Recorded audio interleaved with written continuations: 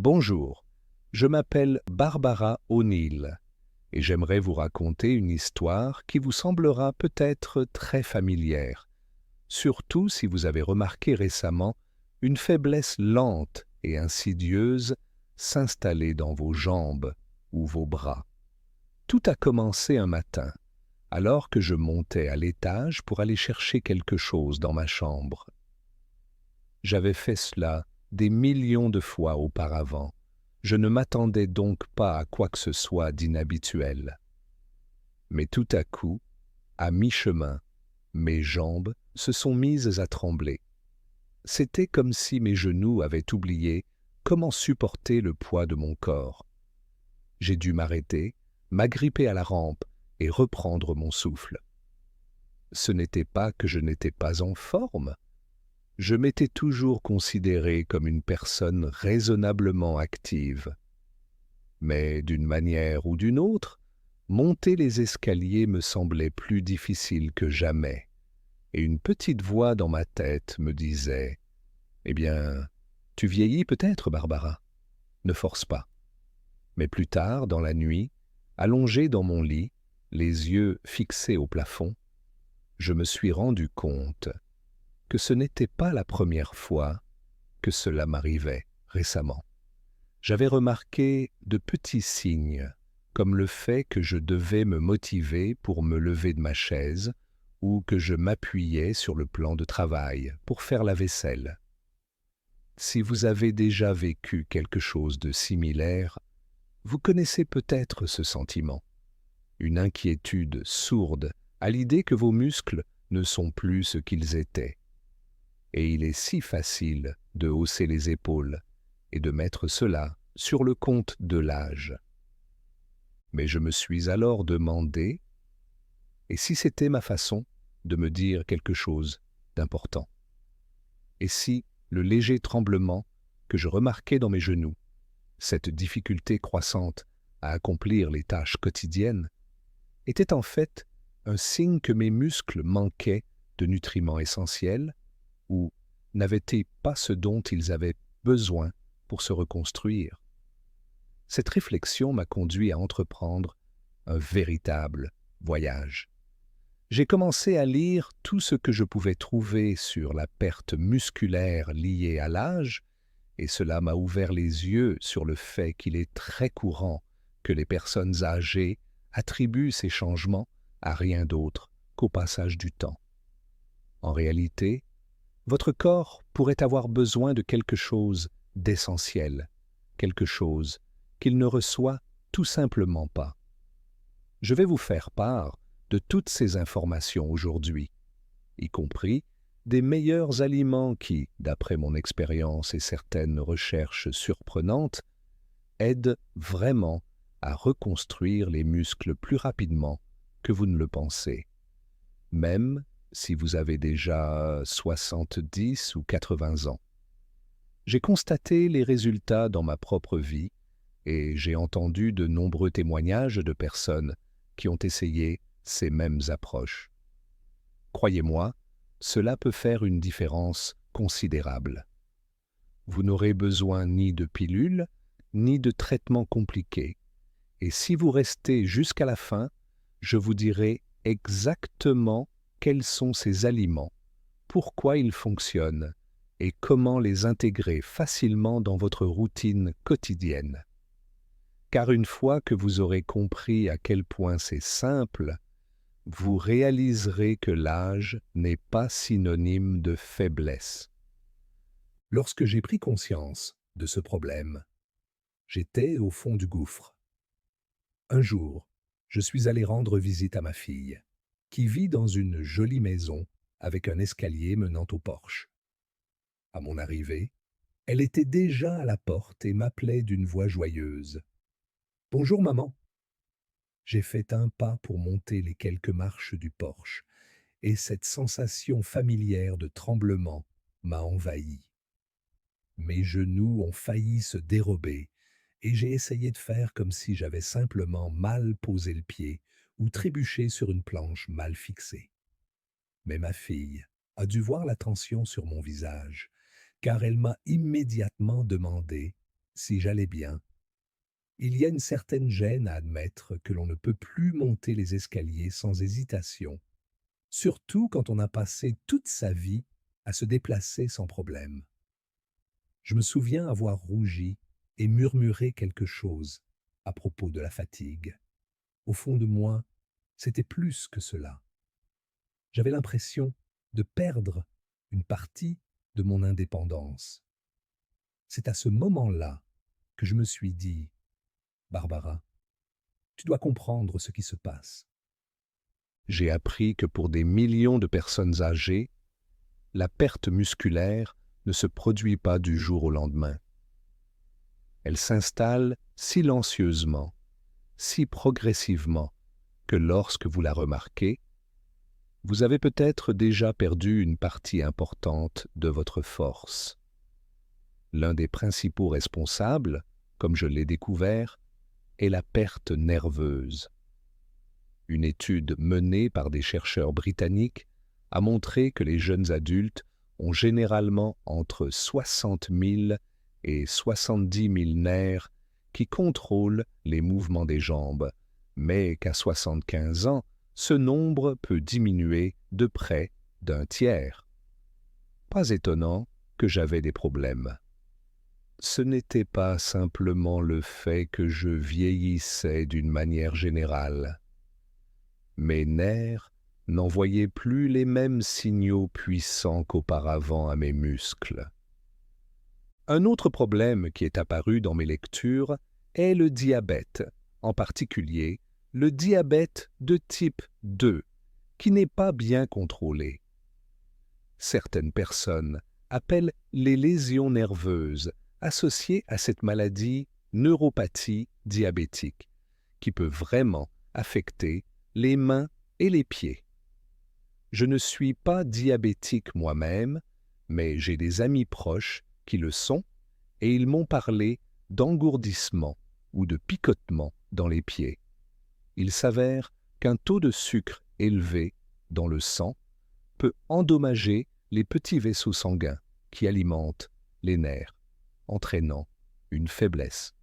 Même si vous n'êtes pas personnellement confronté au diabète, il est révélateur de voir combien de facteurs différents peuvent progressivement réduire la force musculaire. En plus de cela, il existe une affection appelée sarcopénie, dont je n'avais honnêtement jamais entendu parler avant de commencer mes recherches.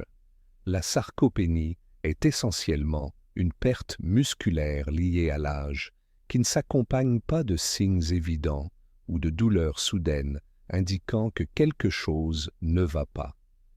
Elle est silencieuse et insidieuse, rendant toutes sortes de choses plus difficiles, comme se lever d'une chaise, garder l'équilibre ou marcher avec assurance. Vous pensez peut-être que vous êtes simplement un peu fatigué, mais selon l'Organisation mondiale de la santé, la sarcopénie est en fait reconnue comme une maladie.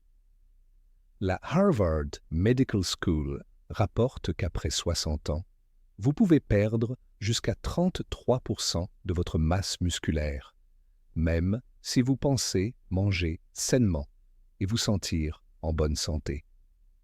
Et beaucoup de gens commencent à perdre des muscles de manière visible dès la cinquantaine. Cela m'a vraiment bouleversé, car cela signifiait que cela pouvait arriver à des personnes de mon entourage qui n'avaient même pas encore atteint l'âge que nous considérons généralement comme vieux. Mais c'est là que l'espoir entre en jeu. J'ai trouvé une étude montrant que 91% des adultes de plus de 70 ans ont regagné une masse musculaire notable en seulement 6 semaines, simplement en modifiant leur alimentation. Ils n'ont rien fait d'extrême. Pas d'entraînement intensif, pas de régime compliqué, juste des changements ciblés dans leur alimentation. Cela a été une grande nouvelle pour moi. J'ai réalisé que je pouvais peut-être retrouver une partie de ma force perdue, simplement en faisant plus attention à mon alimentation.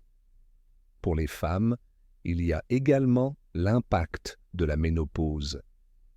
Si vous avez vécu cette expérience, vous comprenez peut-être ce que je veux dire.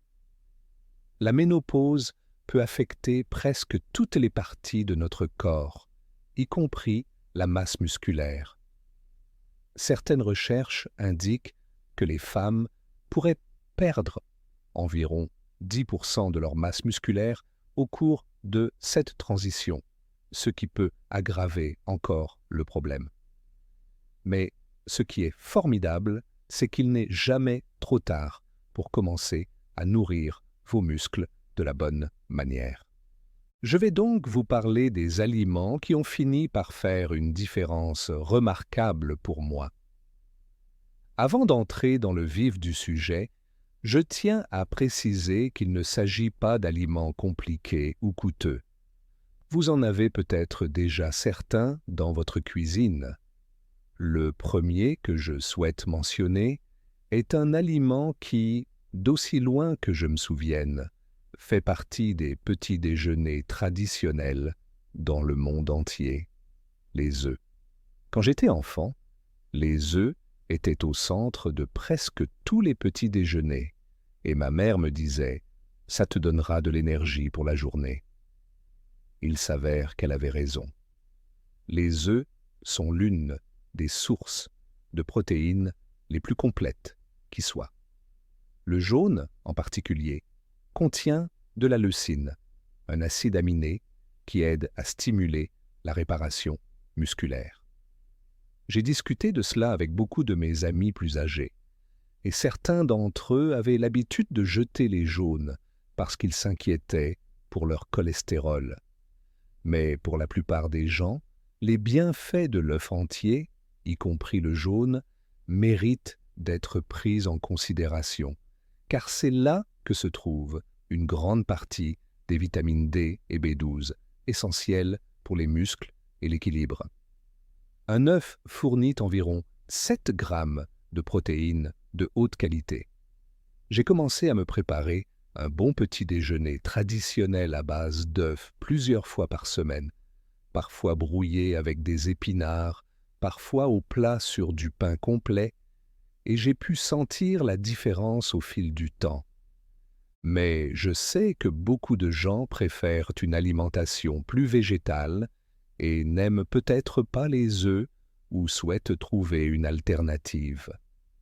C'est là que les lentilles et les haricots entrent en jeu. J'ai appris à aimer les lentilles en particulier car elles sont riches en protéines végétales, environ 18 grammes par tasse, et contiennent des glucides complexes qui libèrent l'énergie plus lentement que les céréales raffinées. Je n'aurais jamais pensé qu'un simple bol de soupe aux lentilles pouvait être aussi bénéfique pour la santé de mes muscles, mais c'est pourtant le cas. Le fer et le magnésium contenus dans les lentilles contribuent à renforcer les contractions musculaires et à stabiliser le niveau d'énergie. Si vous vous sentez fatigué l'après-midi, un repas à base de lentilles ou de haricots pourrait faire une différence notable dans votre façon de bouger. Je voudrais maintenant partager une petite note avec tous ceux qui apprécient ces informations. Je vais offrir 50 exemplaires de mon livre à succès aux fidèles spectateurs qui s'intéressent à mon contenu. Si vous aimez cette vidéo, laissez un commentaire en indiquant lequel de ces aliments vous aimeriez essayer et partagez-la avec une personne de votre entourage qui pourrait en bénéficier. Vous serez automatiquement inscrit au tirage au sort. Ce n'est pas un simple gadget. J'aime vraiment entendre les témoignages des personnes qui ont suivi mes conseils. En parlant d'aliments végétaux qui favorisent le développement musculaire, parlons maintenant du riz brun. Quand j'étais plus jeune, je ne mangeais que du riz blanc, car je le trouvais moelleux et réconfortant. mais j'ai découvert que le riz brun est bien meilleur pour le maintien musculaire, surtout à mesure que l'on vieillit. Il contient plus de nutriments tels que le magnésium et les vitamines B, qui sont tous importants pour la récupération musculaire et l'énergie. Une étude que j'ai lue a montré que les personnes âgées qui consommaient davantage de glucides complexes, comme le riz brun, dans leurs repas, conservaient mieux leur masse musculaire maigre que celles qui consommaient principalement des céréales raffinées. La clé, c'est la modération. Il ne faut pas manger d'énormes bols de riz brun si vous n'êtes pas très actif, mais une portion modérée apporte à votre corps l'énergie dont il a besoin. C'est également utile si vous surveillez votre glycémie, car les fibres contenues dans le riz brun peuvent aider à prévenir les pics rapides. Personnellement, j'aime accompagner mon riz brun d'une protéine maigre ou de légumes, et parfois, si j'ai envie d'un peu plus de saveur, j'ajoute des herbes ou une petite sauce maison. J'ai l'impression que cela m'aide à stabiliser mon énergie tout au long de la journée, et je ne grimace plus chaque fois que je me lève du canapé. Chaque petit geste compte, car nos muscles réagissent mieux lorsque nous leur apportons un soutien régulier et nourrissant, et pas seulement un repas sain de temps en temps. Les poissons gras se sont également révélés être un ajout important à mon menu. Je sais que vous avez déjà entendu dire que le saumon, le maquereau ou les sardines sont bons pour le cœur, mais je ne savais pas à quel point ils sont essentiels pour la masse musculaire. Ces poissons sont riches en acides gras oméga 3, en particulier en EPA et en DHA. J'ai découvert une étude publiée dans l'American Journal of Clinical Nutrition qui montre que les personnes âgées qui ont consommé environ 3,36 grammes d'oméga 3 par jour pendant 6 mois ont augmenté leur synthèse de protéines musculaires et gagné plus d'1 kilo de masse musculaire maigre sans modifier radicalement leur alimentation ni leur programme d'exercice physique. Cela m'a étonné, car 1 kilo de muscle, c'est beaucoup pour une personne âgée. Cela peut faire la différence entre monter les escaliers avec assurance et devoir s'arrêter à mi-chemin. Les poissons gras contiennent également des protéines et de la vitamine D, 2 éléments essentiels à l'équilibre, à la force et à la récupération. J'ai commencé à consommer du saumon ou des sardines environ 2 fois par semaine. Parfois, il suffit de griller un petit morceau de saumon avec un filet de citron. D'autres fois, j'ajoute des sardines à ma salade du midi. Et je veille à choisir du poisson sauvage autant que possible, car il contient souvent plus d'oméga 3.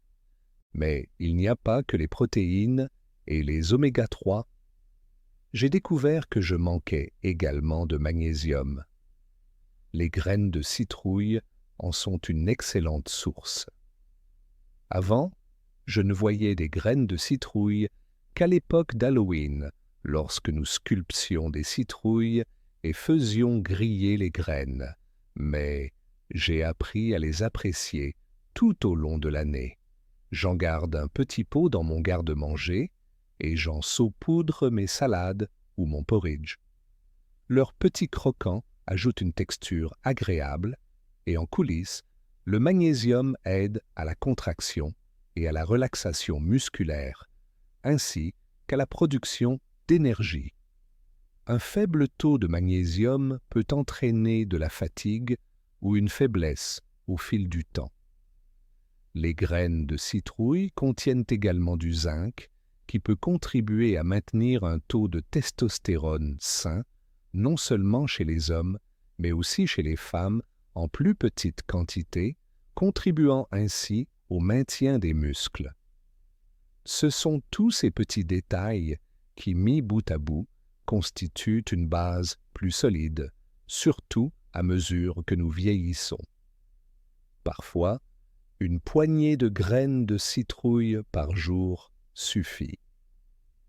Viennent ensuite, à la grande surprise de certains de mes amis, qui continuent de croire qu'il faut manger de la viande pour reconstruire les muscles, le tofu et le tempeh. Je vais être honnête. Si vous m'aviez demandé, il y a 10 ans, si je mangerais un jour du tofu, j'aurais probablement répondu non. Mais lorsque j'ai découvert le régime alimentaire de certaines des cultures les plus longévives, comme celle d'Okinawa, au Japon, j'ai compris que les aliments à base de soja pouvaient être incroyablement bénéfiques. Le tofu et le tempeh sont tous deux des protéines complètes, ce qui signifie qu'ils contiennent les 9 acides aminés essentiels dont les muscles ont besoin. Le tempeh en particulier contient des probiotiques naturels qui peuvent nous aider à absorber les nutriments plus efficacement. C'est très important, car peu importe la valeur nutritive de vos aliments si votre corps ne peut pas les assimiler correctement. Le tofu et le tempeh contiennent également des minéraux tels que le calcium et le phosphore, ainsi que des isoflavones qui réduisent l'inflammation et favorisent une meilleure récupération. Si vous n'aimez pas la texture du tofu, le tempeh pourrait vous convenir. Il est plus ferme, avec un bon goût de noisette qui se marie bien dans les sautés ou en tranches dans un sandwich. Le lait de soja ou les edamame sont également de bonnes options si vous souhaitez varier les plaisirs. À ce stade, je sentais déjà une différence au niveau de ma force. Je n'ai pas eu de résultats spectaculaires du jour au lendemain, mais des tâches telles que porter les courses ou me lever du canapé sont devenues moins difficiles. Cependant, j'ai remarqué que j'avais besoin d'une bonne source de graisse saine dans mon alimentation. C'est là que les avocats sont entrés en scène.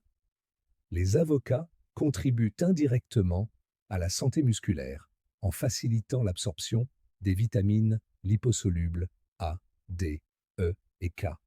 Ces vitamines sont essentielles à tout, de la formation d'os solides à la réparation des tissus. Et si vous ne consommez pas suffisamment de graisse saine, votre corps risque de ne pas utiliser pleinement ces vitamines, même si vous en consommez.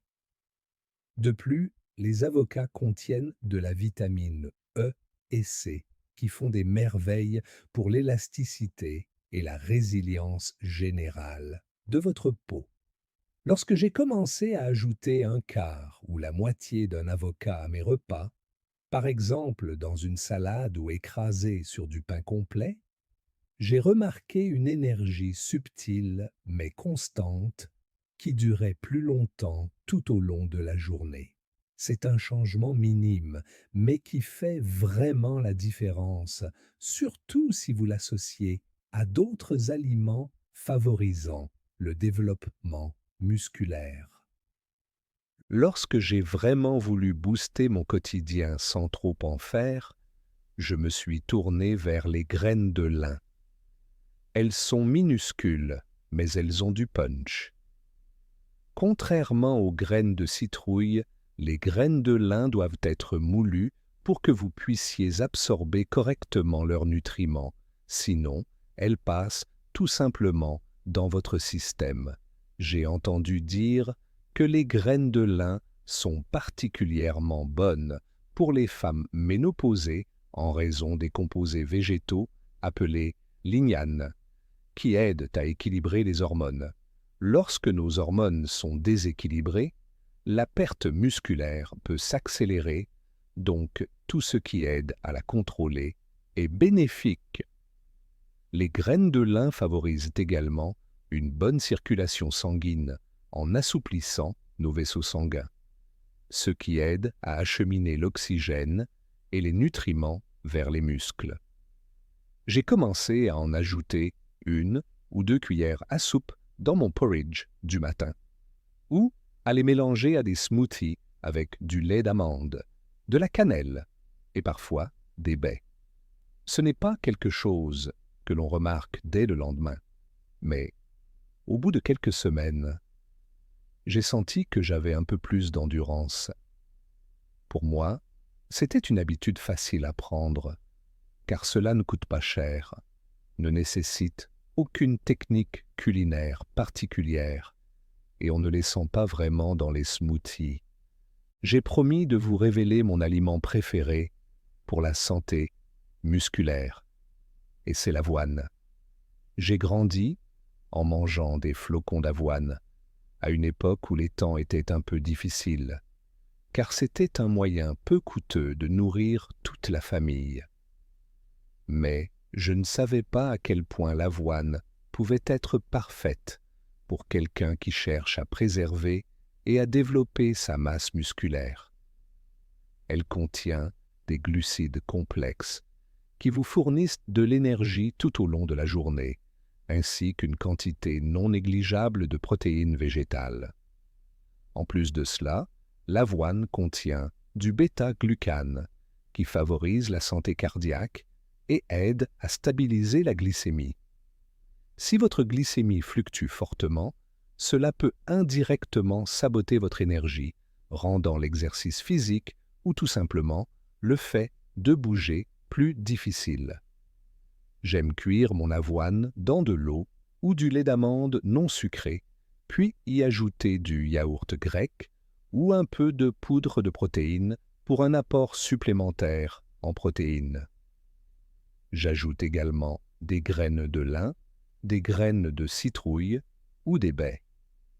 Cette combinaison est devenue mon petit déjeuner habituel plusieurs fois par semaine, en particulier les jours où je prévoyais de faire des courses ou de sortir.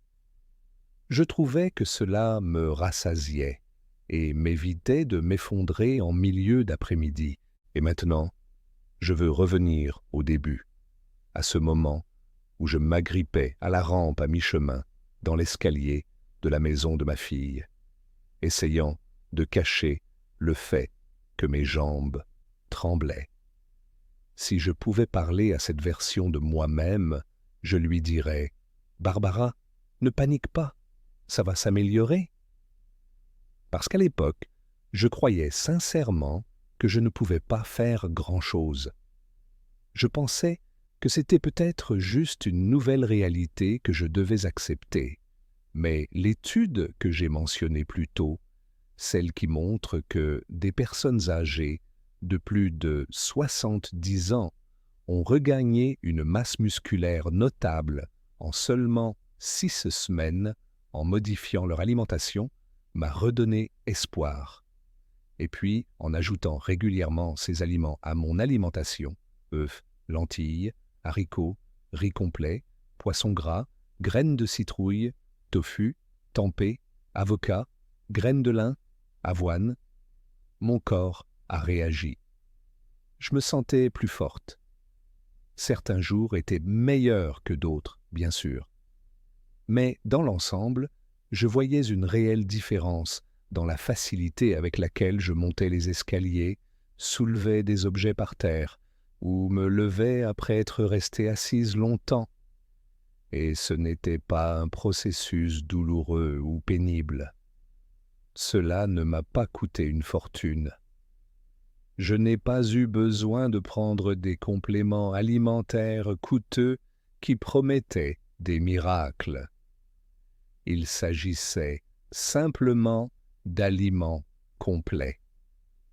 Je ne vais pas vous dire que vous pouvez manger tous ces aliments 1 ou 2 fois et vous réveiller en vous sentant comme si vous aviez 20 ans. Ce n'est pas comme ça que ça marche, et il est important de gérer ses attentes. Mais si vous vous y tenez, si vous en faites vraiment une habitude pendant des semaines et des mois, vous serez peut-être surpris de voir à quel point vous retrouvez votre force. Considérez vos muscles comme un jardin. Ils ont besoin d'eau et d'un bon sol, autrement dit, d'une alimentation équilibrée. et ils réagissent mieux lorsqu'ils sont entretenus régulièrement.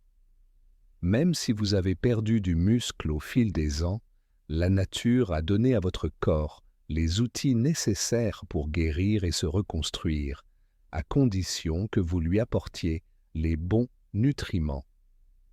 Vous n'êtes pas obligé de manger tous ces aliments tous les jours. Choisissez ceux que vous aimez et trouvez des façons simples de les déguster. Vous pouvez par exemple manger des œufs et de l'avocat au petit déjeuner un jour, une soupe de lentilles au déjeuner le lendemain, et un bon morceau de saumon au dîner un autre jour. Saupoudrez de graines de courge ou de lin lorsque vous le pouvez. Au fil du temps, toutes ces petites actions s'additionnent. Si vous vous souciez de votre santé, ne vous arrêtez pas là. Cliquez sur la vidéo sur votre écran dès maintenant. Cela pourrait être la prochaine étape pour vous sentir mieux chaque jour.